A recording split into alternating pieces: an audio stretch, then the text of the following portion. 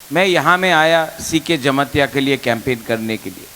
IAS officer था, पहला IAS officer Jamatia community से। मानिक शाह ने इनका सर्विस को एक्सटेंड भी नहीं किया क्योंकि ये तिपरासा था। मैंने देखा है कि सीके जमातिया ने अपना बुकुंग बारा के लिए कितना काम किया। आज अगर सीके जमातिया जीतता है तो वो एमडीसी तो नहीं रहेगा, वो तो मंत्री बनेगा। और अगर सीके जमातिया मंत्री बनेगा तो डेवलपमेंट कहाँ में होगा? यहीं में तो होगा डेवलपमेंट आपका। सीके बाबू, हम पहले से आपको बोल दिया, लेकिन जैसे माननीय मुख्यमंत्री हमारे राज्य माननीय मुख्यमंत्री doctor professor mister Manik Shah ने बोला है कि उनादेर ऊपरे इनक्वायरी करबे। केन?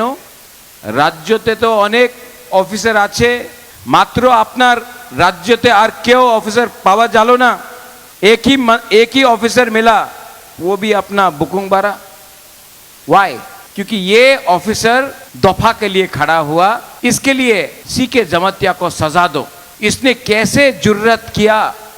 एक तिपरासा ऑफिसर कैसे तिपरामोथा में जा सकता है? क्यों गया है? तो सीके जमातिया के खिलाफ डायरेक्टली माननीय मुख्यमंत्री doctor professor mister Manik Shah ने बोला।